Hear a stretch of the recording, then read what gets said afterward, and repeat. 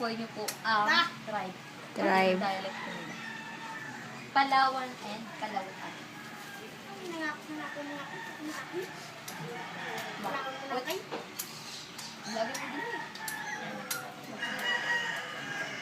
Mura lang Mga yung point nasabog pa Bisaya dahil. Bulagan. Bulagan ba na?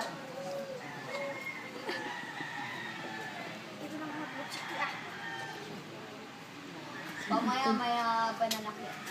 Tanan taglo of the jungle. Sige sila buhat og fire dito. Kaya. Balago. Sakit ko. Di, Bisaya o Balagan, Ilonggo, Sabon. Bulagan ka sa atin. Sakit ko, hindi mapapoy. Hindi mo na lang magsantik.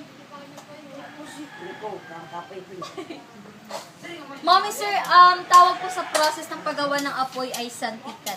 Santikan po ng ibig sabihin friction po. Spark na nanggagaling sa metal tsaka sa bato. Kapoy daw. Kapoy. Medyo wet kasi yung cotton. Kakagawa lang po ng cotton. Yung cotton po nila is gawa po siya sa mga young shoes ng wabpam. Kailangan po nilang pinuhin, kiskisin, tapos pinuhin. Then hinaluan nila ng charcoal. So medyo wet talaga siya.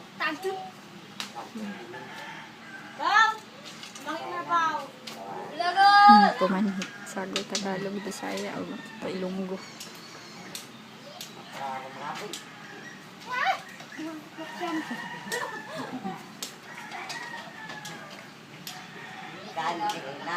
Kaya?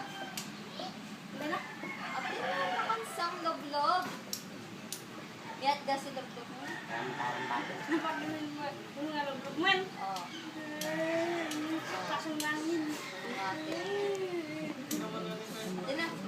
Ate na. Napapasaw. Alam niyo may napasaw? Parang hindi na tuloy. Nakatch na siya ng cotton. Kaso nakapatay siya. Ate na? Ate na pala.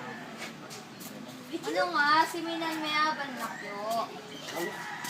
Ano kaya? Hindi na pagsantik. Sagad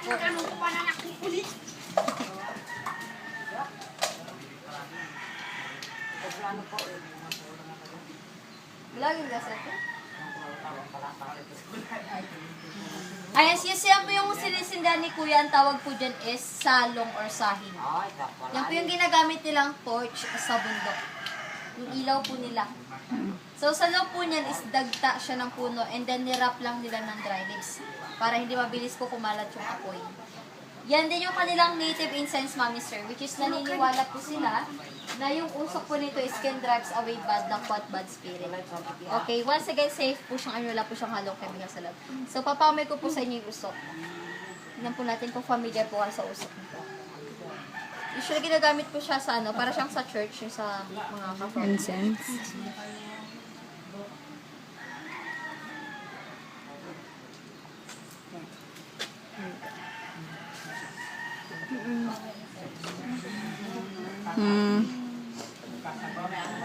Palina, ya.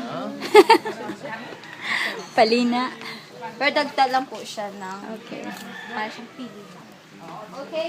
So ngayon, Ma'am Sir, pwede na po kayo mag-take ng pictures kasama sila para meron po souvenirs for memories. Pwede niyo po gamitin yung mga cellphones or gadgets for niyo. And then, i-meet niyo po si Delilah. Si Delilah po yung alaga naman nila sa basket. A small care born po si Delilah.